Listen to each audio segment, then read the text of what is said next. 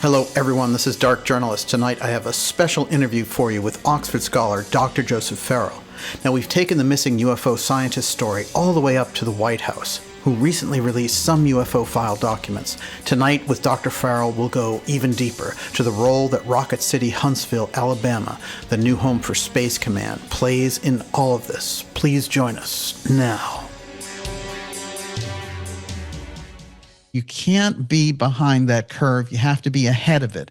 So what's coming in relation to the UFO file and the threats that they've been dangling out there when they were rolling out threats during this whole period, during COVID, when people were locked into their homes and had to be on the internet or watching TV, whatever it was, they started to roll out all of this TTSA junk with the UFO threat thing through Fox and all the rest of it, showing the Tic Tac, which was highly questionable in terms of UFO footage, in my opinion, by a long shot, and also had been around since 2007. It had already been floated on YouTube in 2007.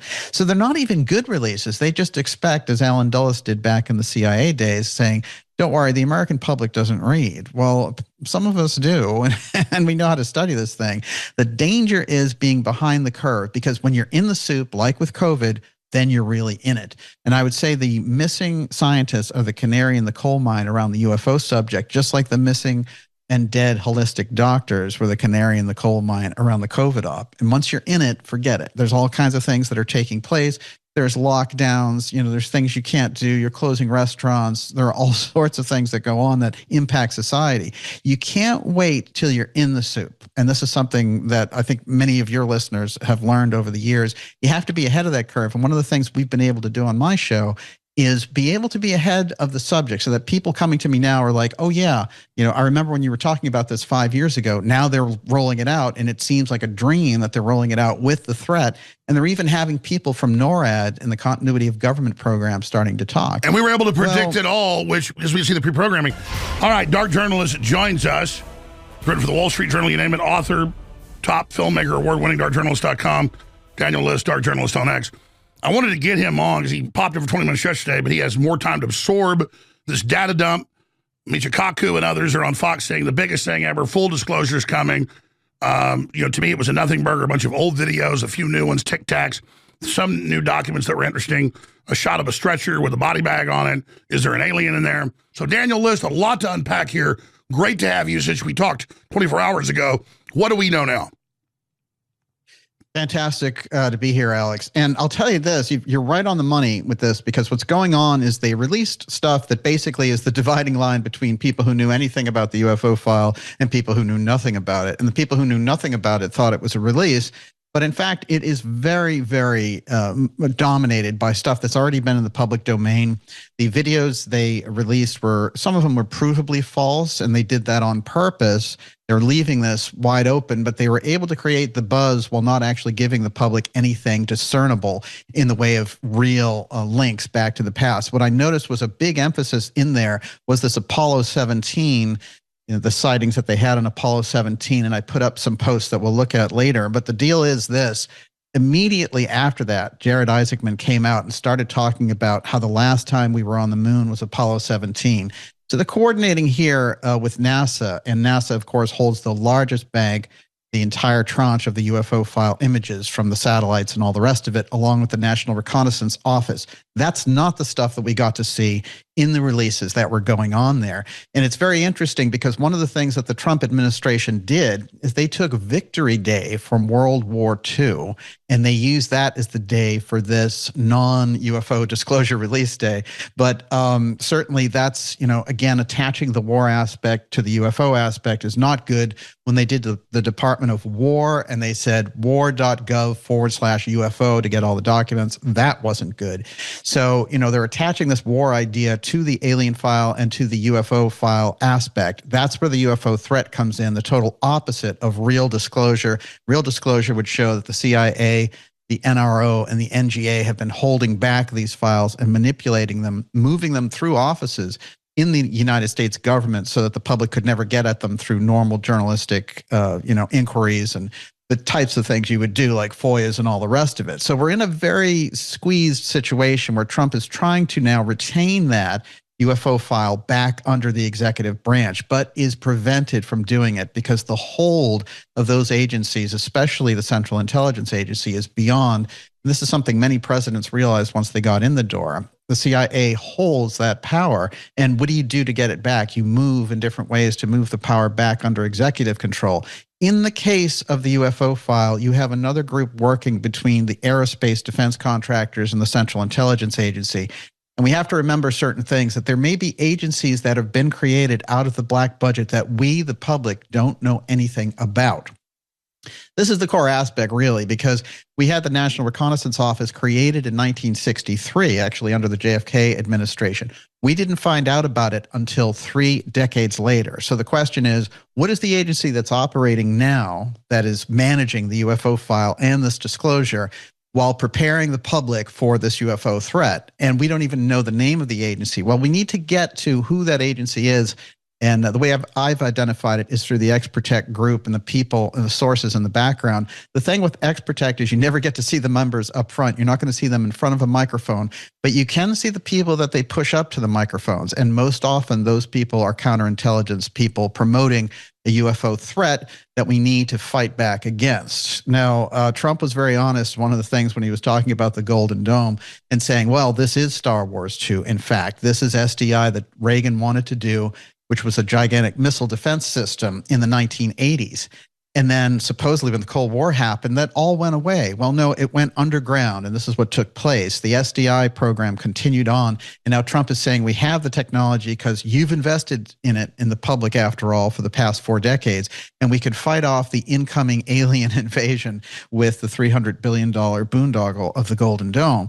Now, you can say there might even be an argument for the Golden Dome. I'm not saying it's even, a project that shouldn't happen, but it should be very clear what it is. That is a UFO defense grid. No question about it. And even Trump, as I said, has put this across.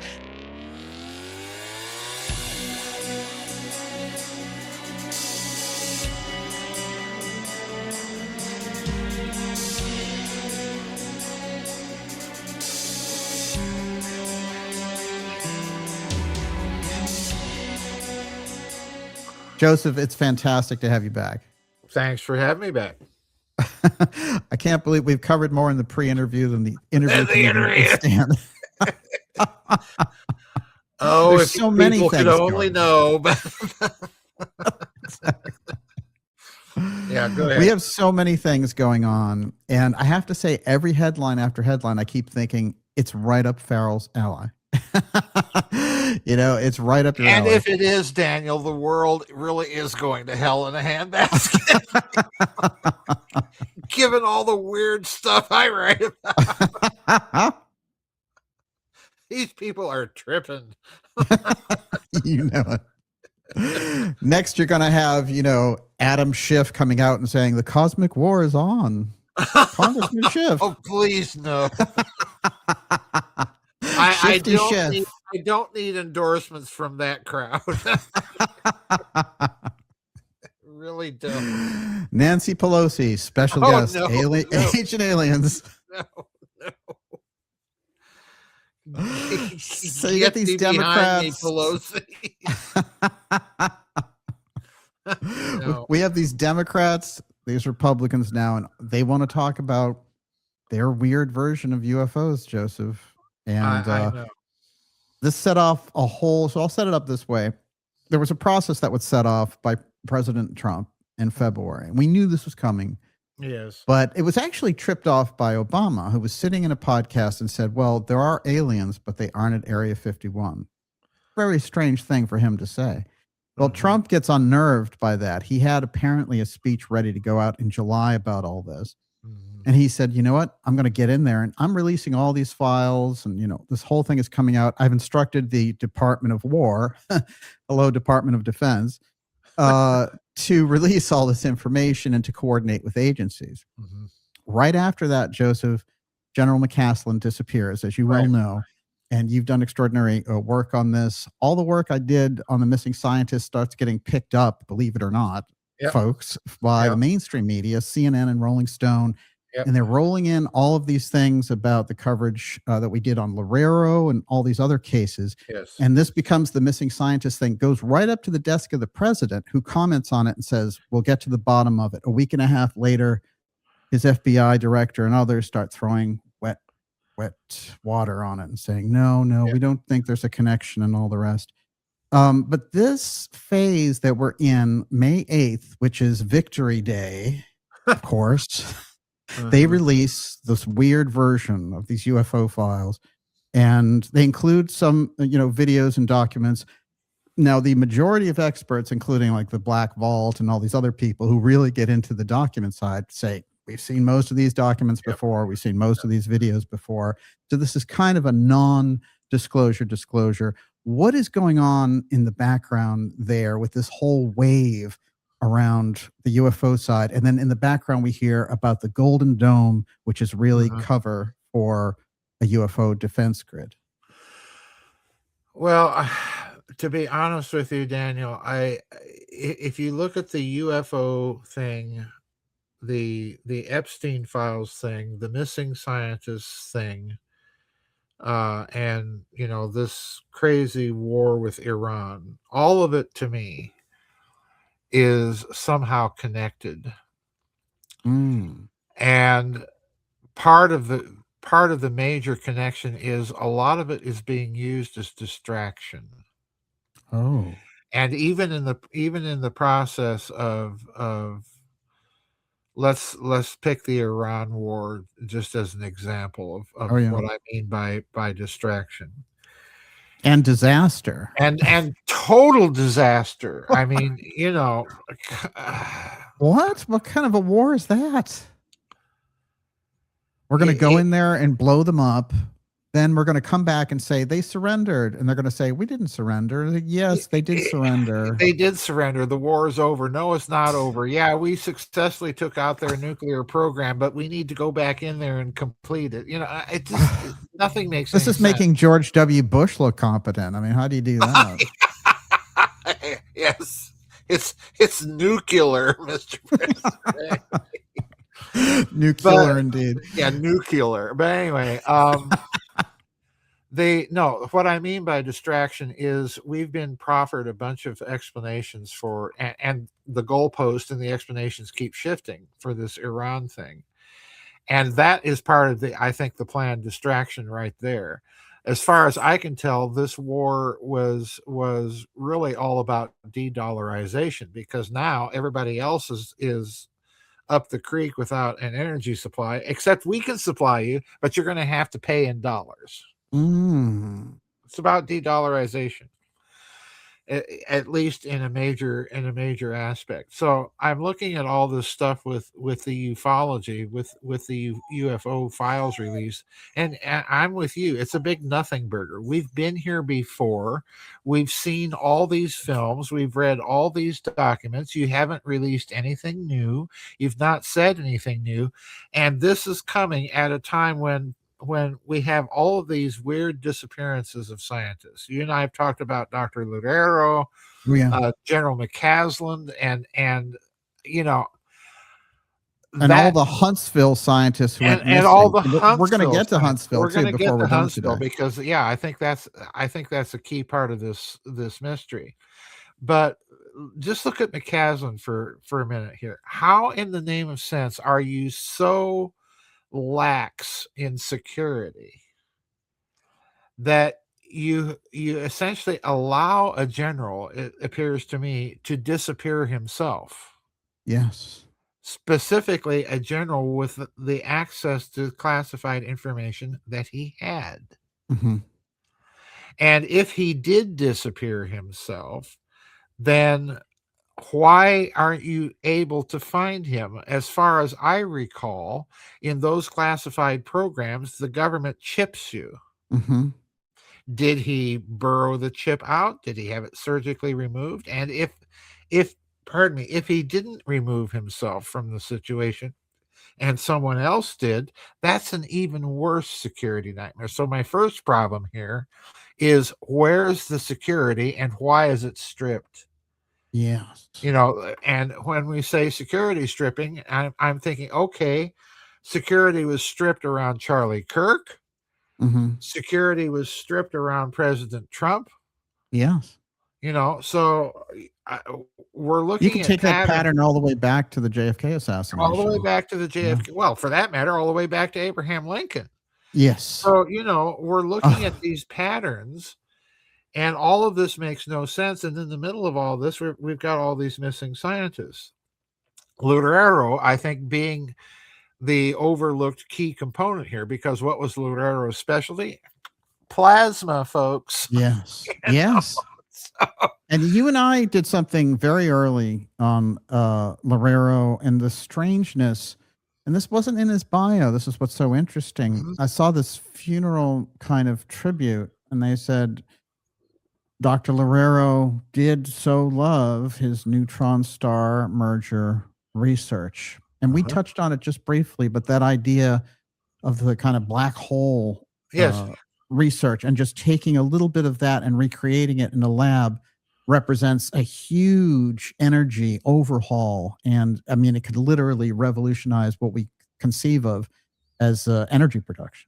Well, this is the key missing component here. And I mentioned this in our private run-up before we began the recording, and I want to do so again because I think it's deeply connected to the pattern of the Huntsville missing Huntsville period. Let's add the missing scientists, but it's Huntsville period. Yeah. I have a blog coming up this week about Eric Weinstein, the mathematician and physicist that you've seen interviewed in various places. Yes. And he makes a point in an article that I reference in the blog. And I reference the article precisely because it's Weinstein that I want to draw attention to. Weinstein makes the point that what's missing in ufology is the physics.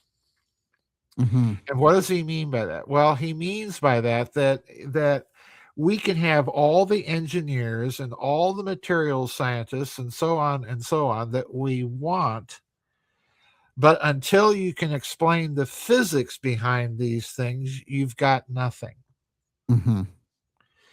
And I thought that is a very prescient comment to make, particularly in the context of the missing scientists, some of whom are scientists. Dr. LAUREIRO.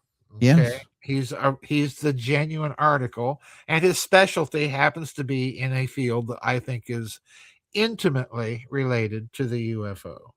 Yes. We have other cases of scientists that we don't hear much about, but one of the things that Weinstein is pointing out is, okay, and let's remember what Weinstein's specialty is. He's involved in higher dimensional mathematics. He's trying to get to a higher dimensional mathematical expression of a unified field theory. This is a game that's been going on since Albert Einstein and general relativity and Kaluza-Klein and Vaclav-Blavatsky and all of these physicists that have been involved in higher dimensional mathematical unified field theories. It's been going on for at least the past 9 decades to, a couple decades before World War II. So it's a long quest. And Weinstein is again drawing attention to the fact that we don't yet have the physics work. And I took that as kind of a jumping off point because we've had little indicators, Daniel. We've had indicators. We have those stories about Ben Rich, which to me, the former director of the Lockheed Skunk Works, yes, to me, those stories are saying the same thing. This is what I'm really getting at here. Those stories about Ben Rich are saying the same thing that Eric Weinstein is saying. And that means that the stories, to me, have some credence. They're not just stories.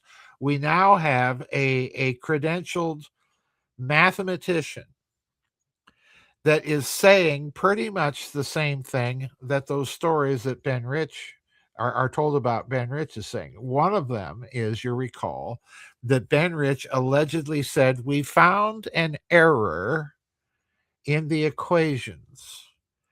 Right. And now we can take ET home. Right. And you know me, I think, okay, whose equations?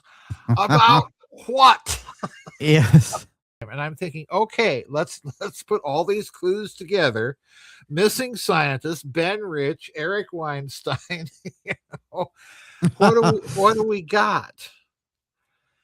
The early fundamentals that they came out with publicly were flawed, maybe intentionally. Yeah. Maybe maybe intentionally. So I'm thinking, okay, if there's an error in the equations, did Ben Rich sit down and plow through this little known discussion between Einstein and Levi-Civita? Maybe that's it. I don't know. Interesting. Okay. But what I'm getting at here is everything that I'm telling you about this little known dispute in science is about what? It's about gravity. General relativity is basically Einstein's geometrization of the theory of gravity. That's basically what it is. And Ben Rich is saying, okay, we found the error. Now let's go to another point that I think deals directly with Professor Weinstein's comment and critique that, well, we've got to deal with the physics. Interesting. Can you bring us into Nazi physics? Sure. From there, because I'm interested in that split, because I know that you've said before that the Nazis were like, oh, we're going to throw out relativity and we're going to basically have an open envelope for whatever you want to check out. And so we had Kammler saying to all his scientists, really go out on a limb and find out what this is all about. Yeah. Kammler set his scientists free from Nazi Party ideology, and that included the Nazi Party proscription against quote unquote Jewish physics, meaning relativity. Right. You get all of these very interesting papers being published in the interwar period, including several papers by Albert Einstein on various approaches to unified field theories. I talk about these in some of my books. One of them being distant parallelism, another one being torsion-based unified field theories. You've got Kaluza-Klein, and on we go. Well, the interesting thing about many of these theories is precisely the fact that they do have some sort of connection to torsion in some form or fashion. And then on top of it all, we've got Walter Gerlach, the Nazi physicist that's actually in charge of not only their atom bomb project, but he's also kind of the guy that's ultimately sitting on top of the Bell project. Why? Well, Walter Gerlach is not a nuclear physicist in the standard sense at all. His real interest prior to the war and during the war is gravity and rotating systems. Okay, this is why he's involved, with the Stern-Gerlach experiment, trying to figure out the spin moment of particles before the war. So in other words, this is his whole thing. And so you have that fundamental working in 1940s Germany. You fast forward to December 65 when the Kecksburg crash happens. Yeah. You've got 20 years of development in between. You've got 20 years of development, and there's a fundamental thing that connects the two. In the Nazi Bell's case, according to Witkowski, again, using his detail, the Bell, when it was tested underground, it was housed in a facility that was lined with ceramic brick and rubber mats. And after each test, the rubber mats had to be taken out and burned, and the whole room scrubbed down. Okay, this is that gamma effect again. Bingo. Yeah. Ceramic brick. The Kecksburg Bell, according to what's the guy's name? Not Kenneth Arnold. The guy in Pennsylvania that is Stan Gordon. Oh, yeah. That has investigated the Kecksburg Bell. Well, he pursued the story all the way up to the Bell having been, or the Kecksburg acorn having been withdrawn from Kecksburg and apparently driven to Wright-Patterson Air Base because he interviewed a man by the name of Myron who was working in a local construction company, and the airbase calls up the construction company and asks for a delivery of about 3,000 ceramic bricks. This is like the Roswell "Give me the child" coffin. Yep, bingo. Story. So the guy delivers the ceramic bricks, and he's told to deliver them to a certain hangar, and he goes in the hangar, and behind a silk screen, he sees this acorn-shaped object. So, you know, and that's, by the way, that's on the cover of my SS Brotherhood of the Bell book. Right. So it's Stan Gordon's idea. So the details, again, suggest that there's something going on in North America that has to do with the Nazi bell. Yeah. The bad news is the Kecksburg acorn was tracked on its flight path, and I reproduced this little map in SS Brotherhood of the Bell. It was tracked from Canada, from British Columbia, down across the upper Midwestern Plains states, down over Ohio, and in Ohio, it apparently stops for a very short period, adjusts course, and then turns, makes an acute angle turn into Pennsylvania, where it crashes outside of Kecksburg. Incredible. And so totally intelligent design, intelligence operated. Yeah. And our military is there within 2 hours to pick the thing up and cart it away. Yeah. They know the experiment's gone wrong. They know the experiment. They know something. It's either gone wrong or they took over control or something. Oh, yeah. Yeah. When you say it comes in from Canada, where do you think its origin? British Columbia. Okay. This is the part of the story I haven't talked about ever publicly because I have not been able to verify any of it. But there are stories coming out of British Columbia. I know the town. Okay, I'm not going to say what it is nor where it is. But you're saying there's German scientists up there. There are German communities in British Columbia. And there are stories, they're rare, and you have to dig for them in the UFO lore. But there are stories about things going on in the skies at night in British Columbia. And there just happen to be a lot of Germans living nearby, yeah? Incredible. Well, Joseph, that's fascinating. When you get to the that bit about Kecksburg, I just want to say the first people on the scene are average townspeople. Yes. And they go up close to it and they say it's glowing and it seems like it's almost spitting fire or something like that. And they see these hieroglyphs on it. I go back again to the Roswell case and the hieroglyphs on the Roswell craft. And it's interesting because, again, you have there's something that occurs which is unplanned for, and they have to roll in the cover-up aspect and get rid of it. But it lands there. It's in the heart of the public. When you see, you did a whole thing dedicated to the Nazi involvement in the Roswell case, but the group that you see still operating, because it's 2 years after the end of the war, the group that you see operating this advanced craft, if it's not extraterrestrial and it's this Nazi technology taken to the next degree, where do you think they're operating from? Now or then? Then, in say 47, when they crashed the Roswell. Well, in 47, there are several centers that they're operating from. One would be in and around El Paso, Texas, and Ciudad Juarez and over the border in Mexico. They're certainly operating throughout the Andean chain from Ecuador all the way down to Chile.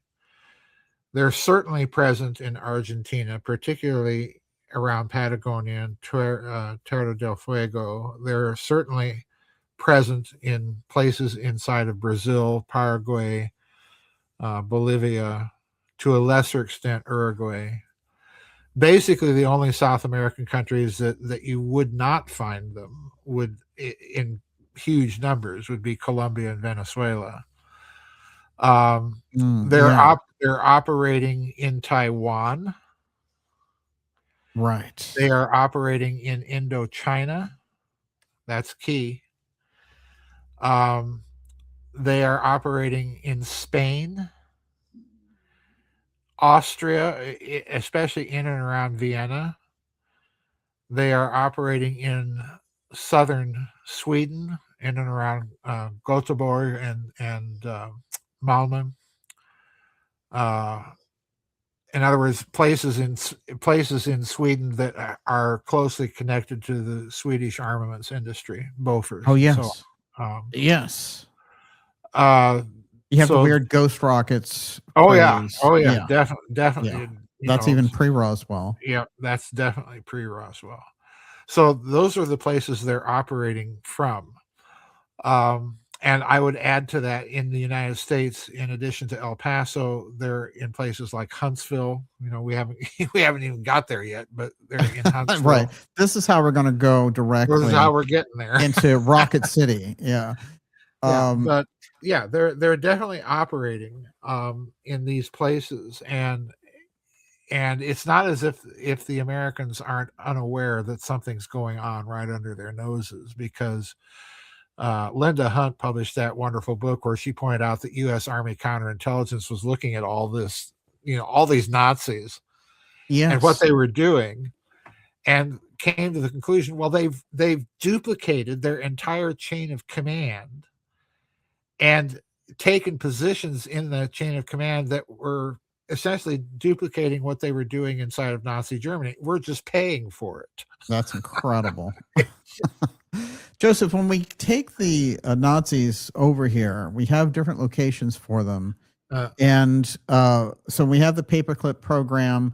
There's a gigantic connection with paperclip and some of the people who show up later around things like the Kennedy assassination, et cetera, like John McCloy and others. But when we take them, the excuse supposedly for bringing them to Huntsville is, it's the climate they're familiar with. Why do they take them to Huntsville, and why does Huntsville become Rocket City? And of course, we know that right now Space Command under the Trump administration, the first Trump administration, tried to move it from Colorado to Huntsville and failed. But now they did it again, and here we go. It's on. They're moving the Space Command directly from Colorado into Huntsville, Alabama. Why Huntsville, and what's gone on there? What's the connection with the paperclip origins of this story? Well, Daniel, how's that for an opener? There you go. I couldn't have put it better myself. Doff my hat.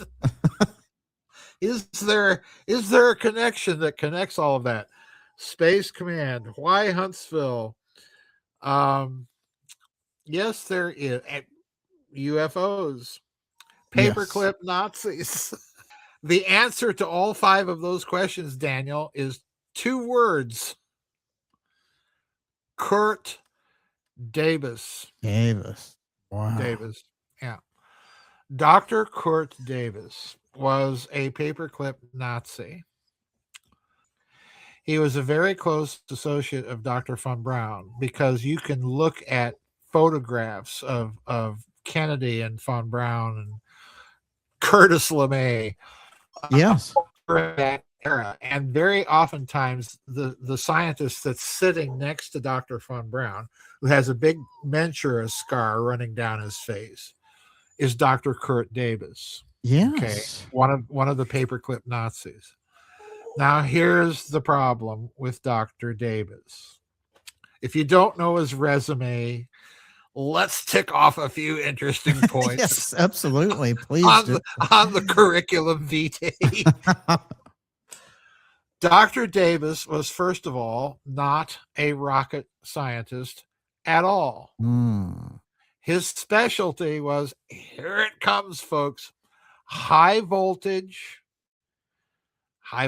pressure and measurement, and plasma. Oh, wow. That's the guy's specialty. What is So he what doing is in he Rocket doing, City? you might be Yeah. asking yourself, in Rocket City, much less as, here comes a little second point on the curriculum vitae to tick off. He was the senior flight director at Cape Canaveral during all of Project Apollo. He, in other words, is the guy pulling all the shots for the moon landings. Oh, yes. Oh, yeah. There Yeah. you go. He's right in the heart of it. He's not in the heart of it. He's planning it. He's coordinating it. Amazing. So we've got a Nazi. And by the way, when I say Nazi, I'm not saying Nazi like Werner von Braun Nazi. Not a good Nazi. Right, yeah.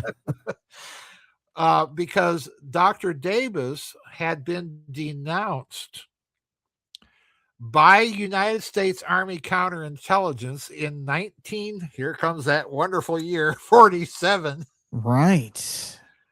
For having been involved in denouncing a colleague of his in 1942 to the Gestapo. That's right. Well, who's the colleague he denounced to the Gestapo, and why is the United States Army counterintelligence reopening the case? Well, maybe this has something to do with it. Tick off third and fourth points on the curriculum vitae of Dr. Davis. The fellow he denounced to the Gestapo was Richard Kramer, and nothing came of the case because a physicist by the name of Dr. Abraham Azau, who, odd name for Nazi physicist involved in secret research to have, wrote a letter to the Gestapo demanding the release of Dr. Kramer. On the letterhead of the Allgemeine Elektrizitätsgesellschaft, and with the authorization of Reichsmarshal Hermann Goering.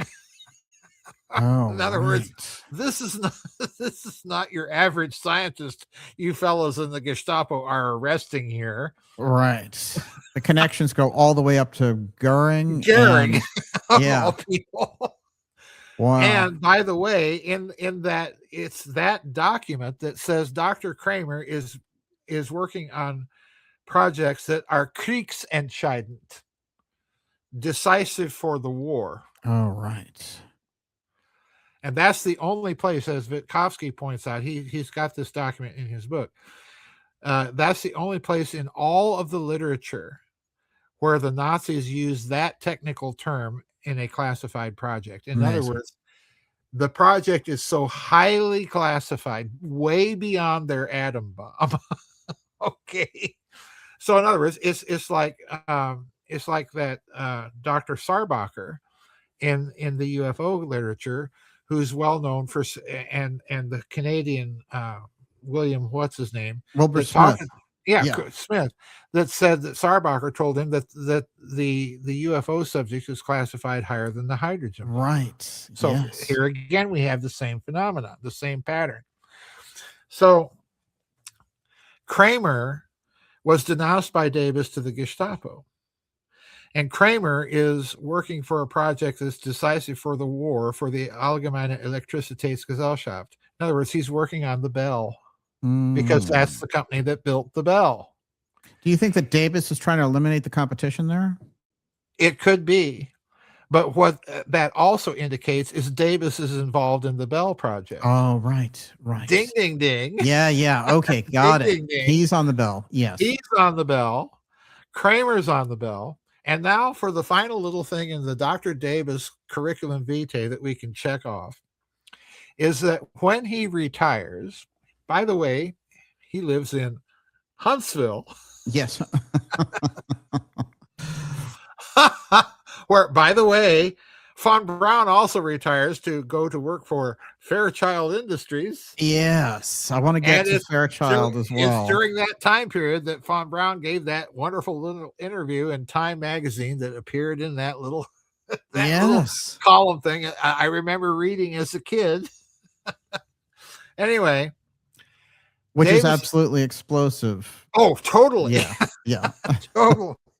We'll have you recite it from memory here. Well, I'll before we're try as done. best as I can. But anyway, Davis ends up in Huntsville, Nevada, in Huntsville, Alabama. And when he retired, just before he retires, for the last, let's say, 3 to 5 years of his career at NASA, guess what he's in charge of? What? NASA's UFO desk. That's it. Yeah. Wow. Ding, ding, ding. Now, Yes. add it all together. You've got a Bell scientist who is a plasma physicist, a specialist in high voltage pressure and measurement, that is the senior flight director for Project Apollo, and who is a Nazi. Yes. He gets us to the moon. He's got the scar to prove it, and the monocle. He's got all of these credentials, and he ends up in charge of the UFO desk.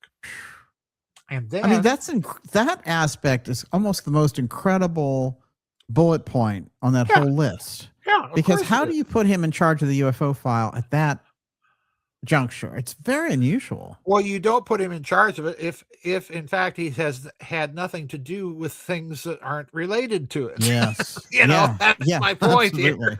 here. So he's in Huntsville. So Huntsville is the headquarters for the UFO file director, the head of the desk. Huntsville's the headquarters for von Braun, who, because of the interview, is kind of booted out of NASA, and they throw him into Fairchild. Right. And it ends up being head of the Space Command. What better place to put head of Space Command than a nest of Nazis? Yes.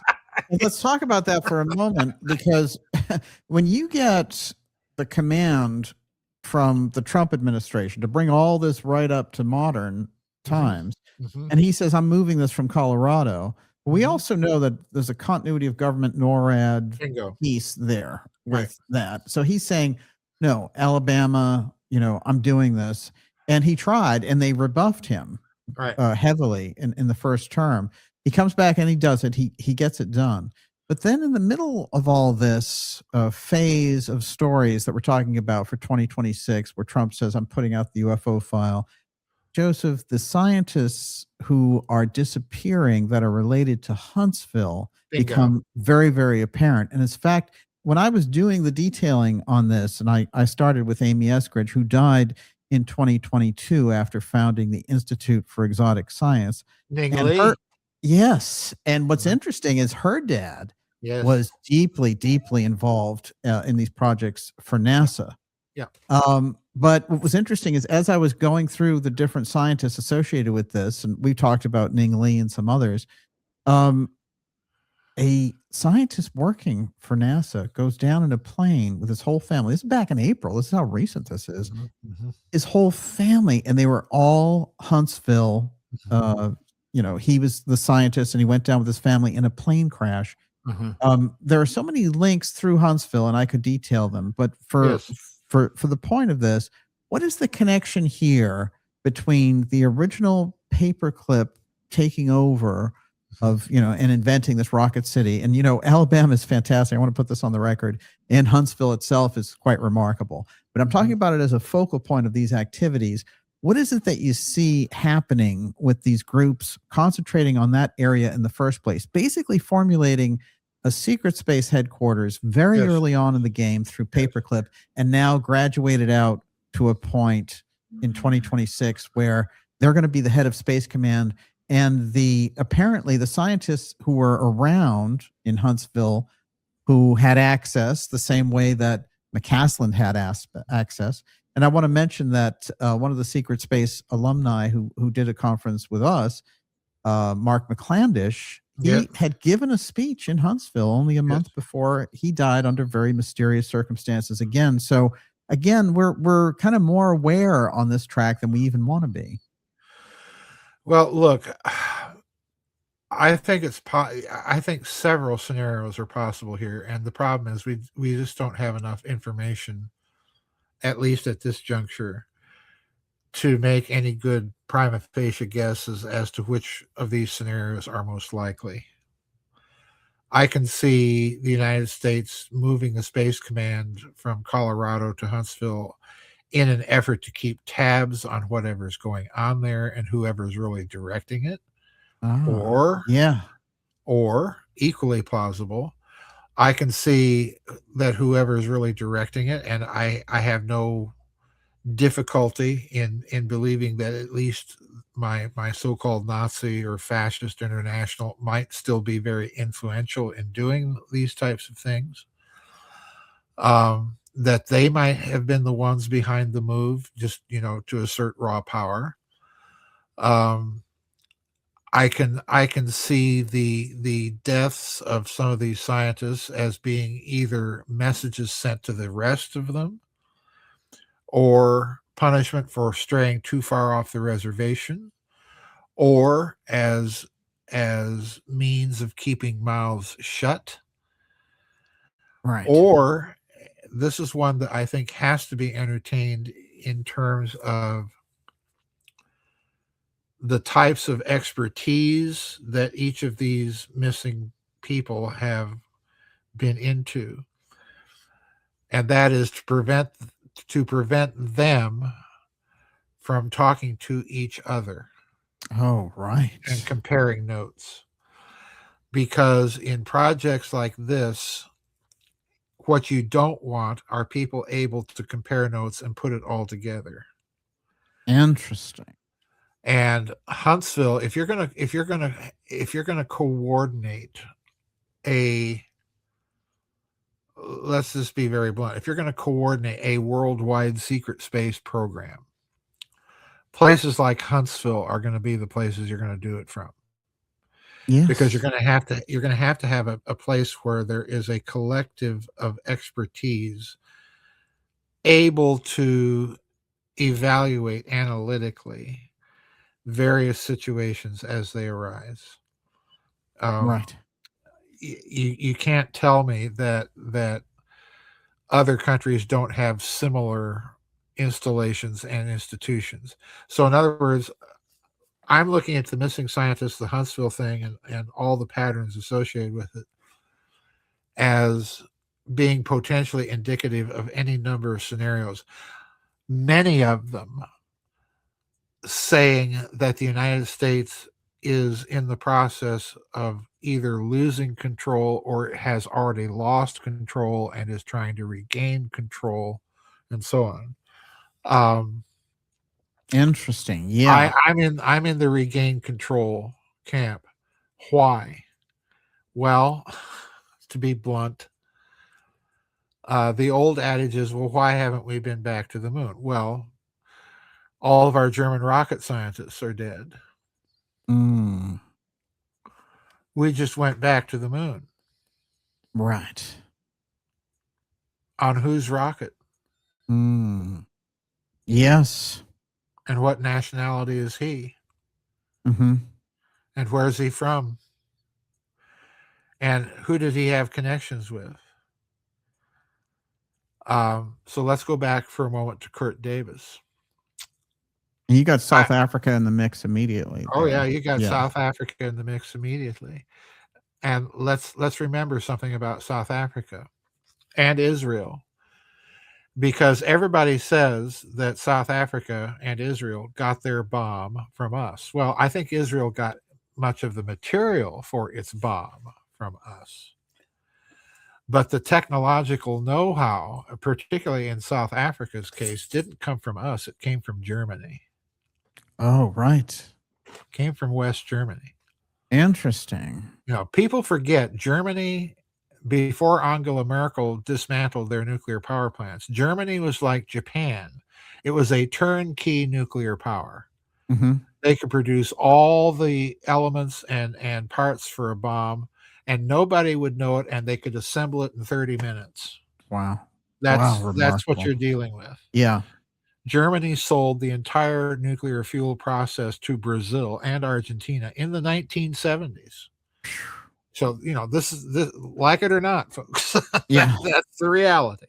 Yeah. And they were fattening up their own kind of reserves selling the stuff off. Yeah, and according to some people, Germany builds the warheads for the French nuclear deterrent. So Right. So it's like Who they're knows? the heart of this. Yeah, they're the nuclear heart activity. of this, like it or not. And by the way, where did Iran buy all their centrifuges from?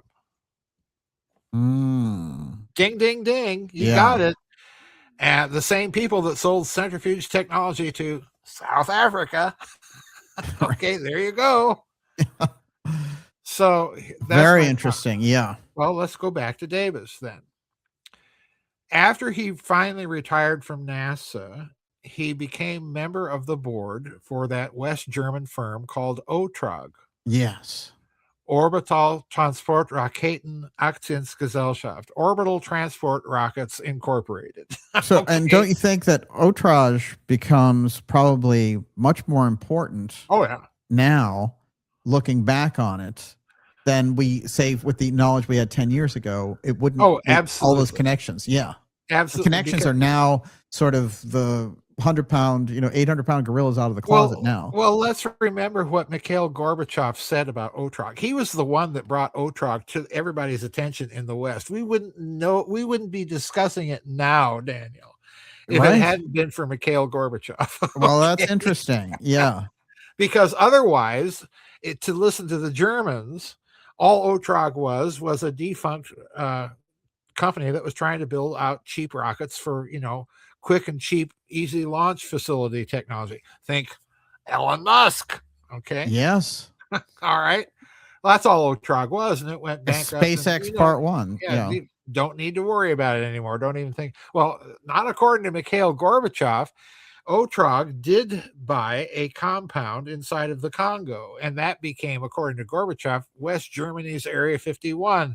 Right. They were working on cruise missiles and bioweapons and so on, which is interesting because, lo and behold, during this Ukrainian war thing, what did we hear talk of? Well, West Germany might or might not sell its cruise missiles to the Ukraine. Wait a minute. Well, yeah. I thought West Germany wasn't supposed to have those kinds of things. What are they doing with cruise missiles?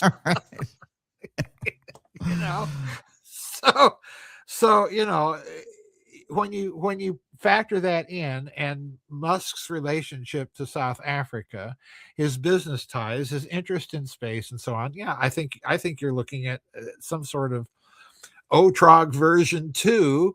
Paperclip version 3.0, It's incredible. and we've got our German rocket scientist again. Yeah, right. Go back to the moon. Fascinating. Davis and Otrog, what happened there? They hired him as a consultant. They hired him on. He became a member of the board, which indicates, in other words, he had a significant stock portfolio or equity interest in the company. Wow. So my question is, why would you court Kurt Davis, who is not a rocket scientist, to be part of a company trying to develop cheap rocket transports? It's very strange. Like the UFO part, it's very strange. Ding, ding, ding, ding, ding. So that Davis's mere presence in Otrog is what tells me, yeah, Mikhail Gorbachev probably had something going for his intelligence. This was more than just a rocket company. Yeah, exactly. When does he set off that warning? Is it the 1980s? I believe it was shortly after Reykjavik. Yes. Or before. It was 88 to 89 in that time frame. Yeah. I don't remember exactly when, in terms of the summits that he was holding with Reagan, but it was I do recall, seem to recall that it was before they inked that deal that they signed in, what was it, 89 or 90, somewhere around then. Yes. It was before the real final death throes and moans of the Soviet Union, during the perestroika, glasnost yes. era. But he did say it. Which were the first actual nuclear arms reductions, which is quite an accomplishment in that period. Actually, at a certain point, they come out of one of the summits, and they say, we discussed the zero options of no nuclear weapons anywhere for either of us, which is still hangs out there in history. But of course, when you get around that period, Joseph, things are leaking there. Something's going on with the UFO file. Oh, absolutely. And it's interesting because Gorbachev will say later about Reykjavik, that was the summit. But what's interesting, if you notice, if you go back to the reporting of that day, they'll say, oh, it was the biggest bomb of a summit. Nothing was agreed upon. And it was a disaster. Well, Gorbachev says, no, that's when we sat down and talked. Yes. So this is the crucial one in his mind. And that's the one later we find out where they discussed the UFO file. He said to me, what would you do if the United States were attacked by someone from outer space? Would you help us? I said, no doubt about it. He said, we too. Yeah, that summit, I'm in agreement with you. I don't think that summit was the failure. I think the significance of that summit to this day has been entirely missed. Entirely missed. And we're seeing real evidence of it now, if you know what to look for. Because neither the United States nor the Soviet Union, or what would become the Russian Federation, neither one of those countries are going to endanger their national security just to have a zero strategic option. Right. They're not going to do that. So what that summit always indicated to me is both sides got down to real brass tacks and admitted all the secret stuff that they each had that made all those nuclear ICBMs and missiles obsolescent at best. Yeah. At best. Let's remember what has happened since the Reykjavik summit, because that summit, Daniel, again, I think you're right. That summit is the first incident in a timeline of indicators that they have much more in their inventory than they're letting on. Amazing. Yeah. There's no question about it. And that's 35 years ago. That's 35 years ago. So let's look at the timeline since then. We have Mr. Trump during his first administration and the difficulties with Kim Jong-un in North Korea. And we had that public, very, very staged press conference with the American general and the American reporter. And the reporter asks him in a voice clear enough to be heard above the din of the crowd, General, when you say all options are on the table, does that include kinetic weapons? And his answer is yes. Now, kinetic can be interpreted as simply the use of heavy ordnance. In other words, are you going to go to a kinetic option? Are you going to really use munitions? Right, but kinetic can also mean rod of God technology. Yes.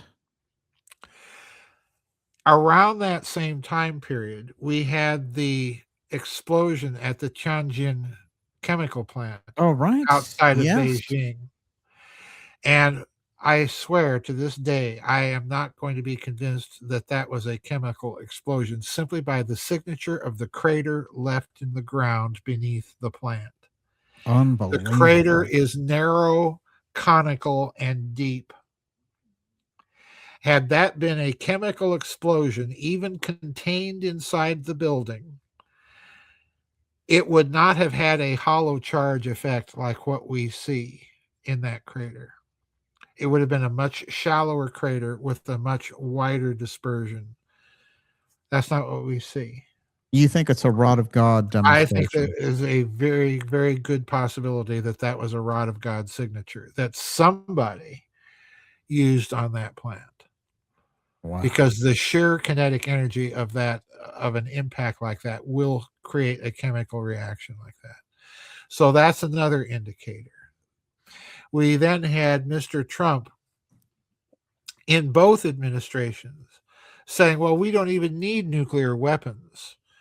We've got things you wouldn't believe, and he said things like this on more than one occasion. Oh, yeah.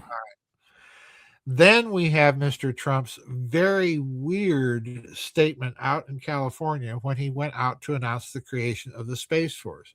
We need, and his words, not mine, his, we need another Space Force. Right. Whoa. Yeah. We already had one. Right. Yeah. What was the first one? The kind of Space Coast Guard. Now we have to have a Space Navy. What's going on here, Don? Right.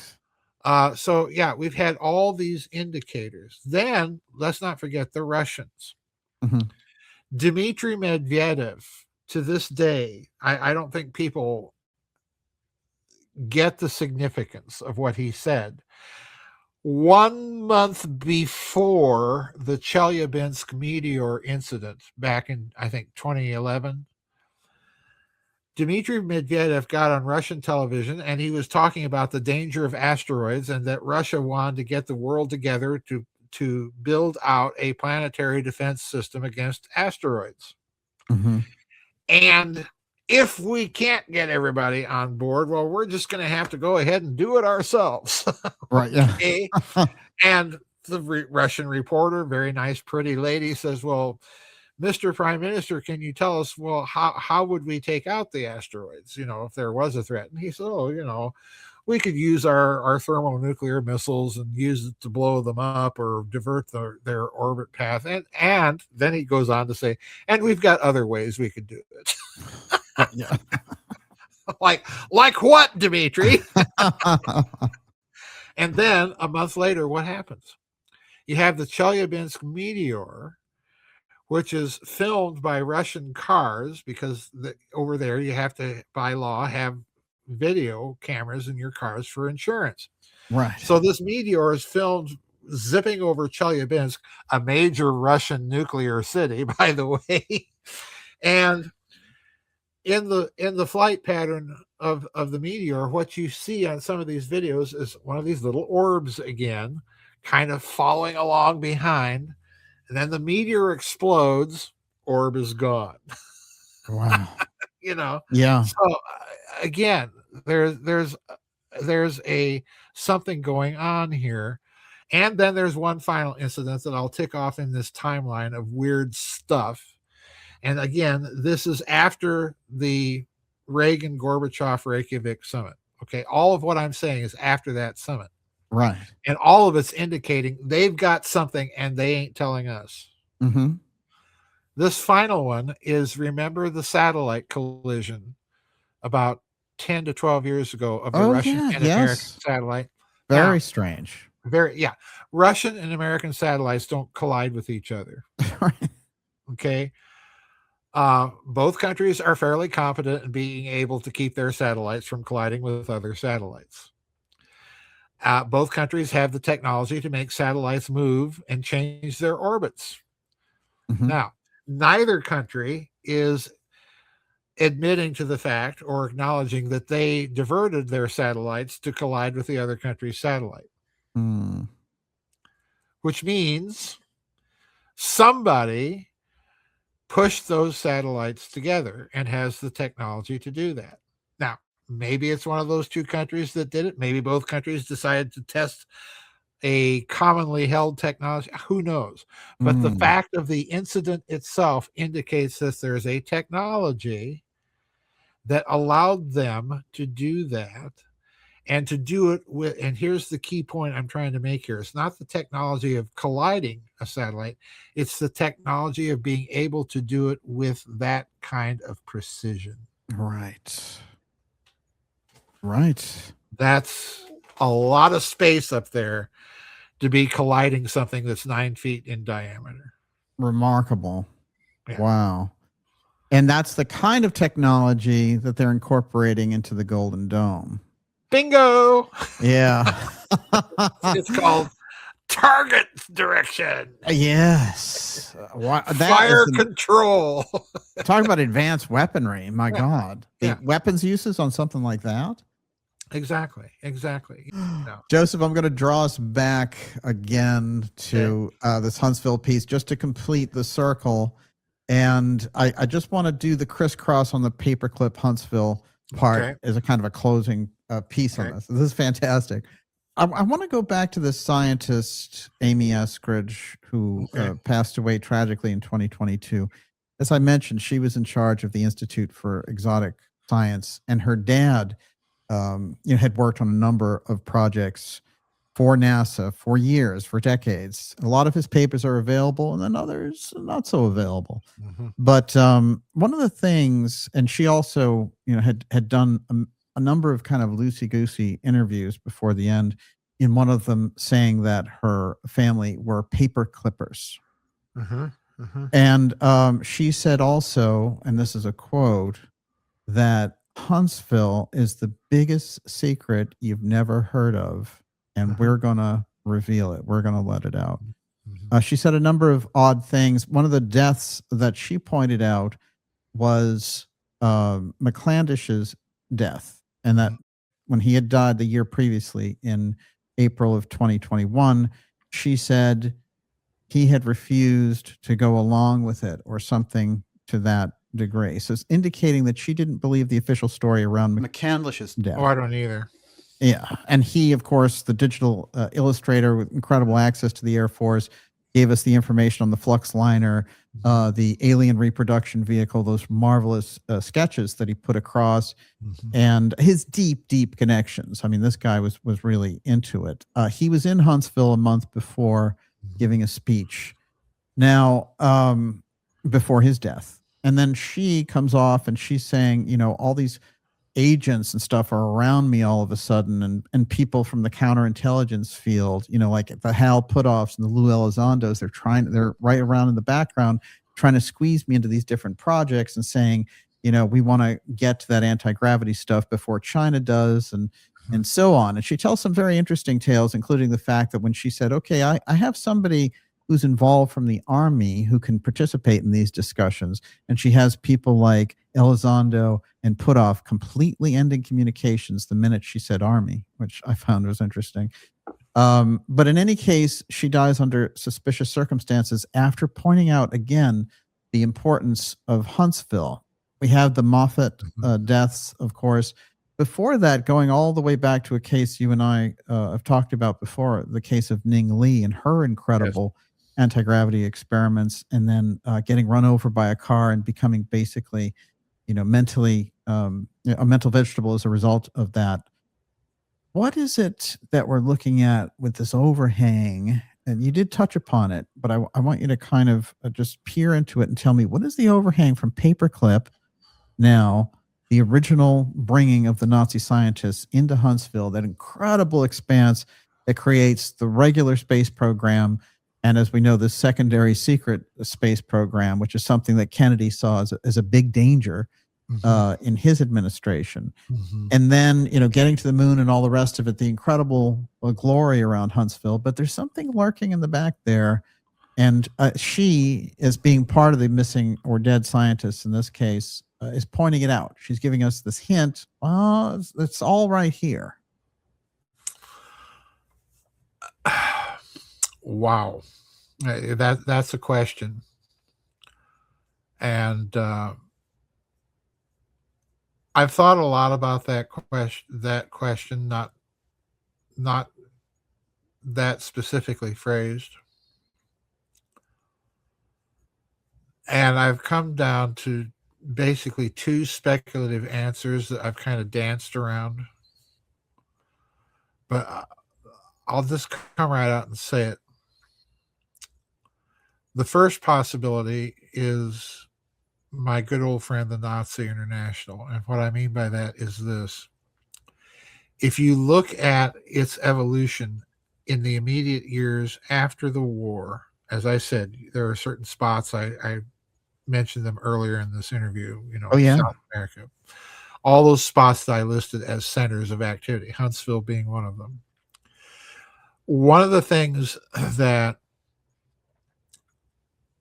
was commented upon by the American observers of the paperclip Nazis within the space program, particularly in the early years before there was a NASA, when all of those Nazis are working for the U.S. Air Force, the U.S. Army, and so on and so forth. During that period, the American observers, and particularly Army counterintelligence, observed that these paperclip Nazis not only were keeping their chain of command, but they were also acting and behaving in ways that indicated that they were in touch and contact with their comrades around the world in some form or fashion.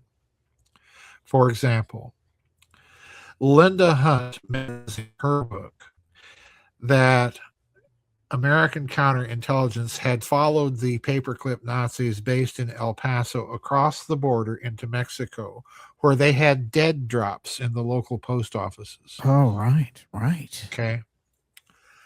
In addition to that, it became clear that to American counterintelligence that they had access to much more sophisticated and much wider ranging means of communication, but they didn't know what it was. I know what it was. Because Walter Schallenberger, the head of the Sicherheitsdienst, in 1944 turned over the entire Bolivar transmitter system to Juan Perón. Now, if you don't know what the Bolivar transmitter system was, it was all those shortwave radio transmitters that Nazi Germany's intelligence, the party intelligence apparatus, had spread throughout Latin America, from Mexico all the way down to Argentina. So there was a network of transmitters all throughout Latin America, shortwave, that were turned over to Juan Perón, and therefore, I think, ultimately, to the post-war Nazi International. That's how they coordinate their activity. So, in other words, you have effectively elements of the SS, elements of the Sicherheitsdienst that are present as veterans throughout Latin America. They're the ones, incidentally, as we know from Henrik Kruger's book, The Great Heroin Coup, they're the ones that train the drug cartels in their security procedures.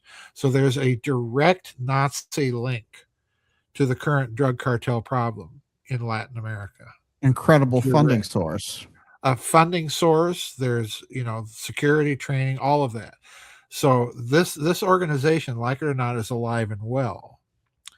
And would you say the Bolivar aspect could represent a kind of emergency network of communication that others can't get? Yeah, absolutely. Sure. But what all this implies in terms of Huntsville is that not only did they reproduce the chain of command, they also reproduced the machinery of obedience. Yeah. Cooperate or you will die, or your family will die, whatever. We know how they operate. Yes. And that would be a big, bad, nasty, dark secret all of its own. So we might be watching evidence of that. The other possibility, that's possibility number one. The other possibility, which I don't think is at all in a kind of hermetically sealed compartment, untouched by the first one, okay? In other words, they can bleed into each other. The other possibility is you have what Richard Hoagland called the magicians. He had the three groups inside of NASA for Richard Hoagland in his book. Oh, yeah, yes. Were Masons, magicians, and Nazis. Okay. Yes. I think that there is, if you look at space itself, just think of the Artemis II mission and all the mythological connotations of that, particularly in terms of Egyptian mythology. Look at the name Ellen, particularly in connection to Werner von Braun's novel Das Mars Project, where the hero of the Martian Federation is a guy who happens to be named Ellen. Gee, what a Yes. coincidence. That is the Elon that's going to run Mars. Yeah, that's the Elon that's going to run Mars. You can't tell me that this naming was not deliberate. Can't. And he writes it and puts it out in 1949. Yeah. And we get this guy coming on the scene some 70 years later. Yeah. So I think you have a group that has looked at the space program as an opportunity to practice real, honest to goodness celestial magic of the black magic kind on a celestial scale. Incredible. And the reason I think that they're doing that is not so much that they are real genuine, Aleister Crowley occultists in the Jack Parsons Jet Propulsion Laboratory sense, but rather, you've got that element. Certainly. True Thelemites. Yeah, I think there probably are people like that, but I think probably what you're really dealing with in terms of the magicians are good old-fashioned American materialists. We'll try anything just to see let's try this way of communicating and see if there's any sort of response. Oh, yes. It's the old materialist. Yeah, it's the old materialist magician of C.S. Lewis that you have running a lot of these things, and that's their basic philosophy. When the actual thing shows up, then they get all nervous and worried. Oh, well, we weren't expecting that. Well, duh. And if anything, they kill the true believers, like Parsons. Exactly. Yeah. When they're done with him, they're like, "Oh, just take him out in an explosion. Come on." Yeah. Right. Yeah. So, and I hate to say it, I mean, is he part of the original missing scientists, dead scientist list? Yeah, could be. At this stage, I don't put anything past these people. So I think that's the second possibility that wow. Pardon me, that you might be looking at. And as I say, the two are not mutually exclusive. Right. You had Heinrich Himmler, and he was a full-blown occultist in the fullest sense of the word. And his immediate subordinate is Hans Kammler, and he's a thoroughgoing, practical, pragmatic guy. Like it or not, that's what he is. So it's just a very, very strange mentality, and it's all kind of nestled and nesting there in Huntsville, like it or not. And interesting. The bottom line, and you and I both know this, Daniel, the bottom line is you can't have an ideology as insane and nutty as Nazism and just expect it to die overnight and not be passed down. It just, that's not the way these ideologies work. They are, in the fullest sense of the word, they're cults. So you're saying you're looking at generations of scientific dictatorship with the same kind of martial philosophy. Yep. But in these groups, I've referred to things like protecting the secrecy around the UFO file, and you're saying it's protecting the physics also. Sure. I mean, these kinds of ideologies don't die overnight. They just don't. We're naive if we think that they do. That's just not the nature of evil. It doesn't do that. It will find a way to propagate itself, and it will find a way to propagate its power and to continue its power monopoly. So absolutely,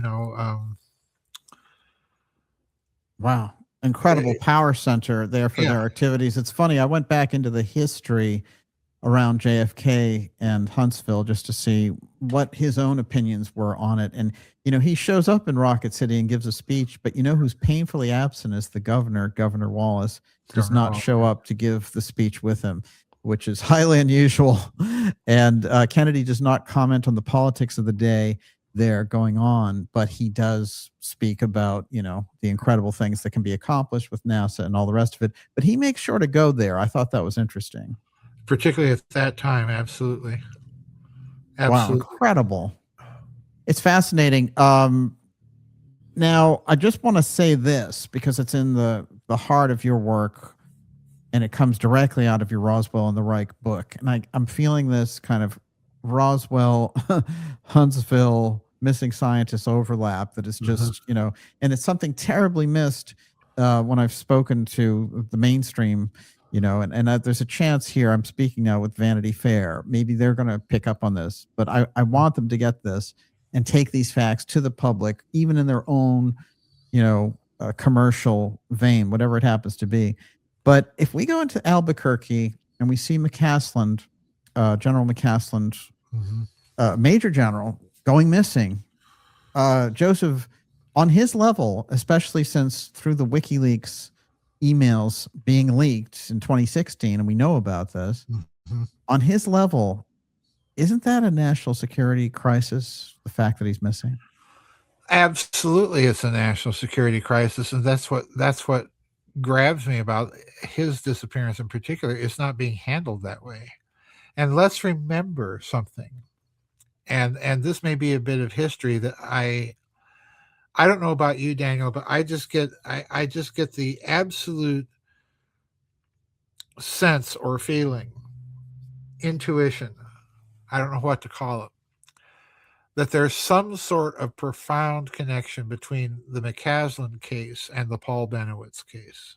Oh, wow. Yes. Because that also occurred in Albuquerque at the same Air Force base. We know that there was something going on, that the Air Force was, Richard Doty and that whole controversy with the Benowitz affair. The UFO disinformation, UFO it kind of set the template for it. It set the template for a lot of stuff. And I get the feeling that there's some sort of connection there, because Benowitz clearly was taking pictures of them testing, a laser at Kirtland using phase conjugation, optical phase conjugation. Right. And at that time, that's some of the most sensitive, it still is some of the most sensitive technology for directed energy weapon research. So they were going out of their way. But then out of the Benowitz affair, you have all these other stories about strange things that Greg Bishop, I think, was the guy that wrote the book Benowitz affair. And Greg told me on one occasion that he had been riding around the airbase and literally seen doors and things that you do not see on Google Maps displays. It's as if they're fascinating. Some sort of invisibility technology for some of this incredible stuff. Yeah, it's just weird, So McCasland disappearing, coming out of that airbase, I'm not buying it. Joseph, what is the pattern? What is the pattern with them leaving behind their phones, leaving behind their glasses, leaving behind their wallets? And in some of these cases, there was a scientist up here who I think is also connected with this, named Jason Thomas, but he worked for Novartis. When he disappeared, he left his smartwatch in the mailbox for his wife to find. These are people, it seems like, are operating a protocol that says you're being called to this emergency meeting, leave all your possessions, leave all your electronic tracking devices behind at home. It is a protocol. That was the first thing that occurred to me, was it's a protocol to get rid of anything that might have the potential of containing any sort of tracking device or any sort of listening device on it. Just get rid of it. It's suggestive. It's highly suggestive that that's a first layer protocol, that at some point these people may have been taken to a place where their clothes were changed, their appearance changed. It may be it may be a multi-layered protocol thing that we're looking at. That's why this whole thing is so weird. Yes. It struck me that very same way. And the other thing that I find very weird about it, Daniel, is the kind of I don't know about you. In McCasland's case alone, as you've pointed out, that's a national security issue. In fact, I blogged about it and said basically the same thing. Yeah. So why is the reaction so tepid? Yes. It's that pot should be boiling. No question. And we don't see anything. There, at the minimum, you would think that there would be an occasional alert on television or radio. Have you seen this man? If so, here's the description, call such and such a number. We're not seeing any of that. No. And he disappeared in this very tiny corridor of time between when his wife goes, she's going to the doctor or somewhere, and she comes back within an hour. In that time, a workman at the house has seen him. So he just, in this little window, he disappears entirely, and they can't trace him at all. Nothing. That's very coordinated, it seems. That's coordinated, and it suggests there may be another protocol in play that these people might be receiving some kind of signal. Right. It's time to ditch, bail out now. Meet at such and such. There's so much about this is fishy. No question.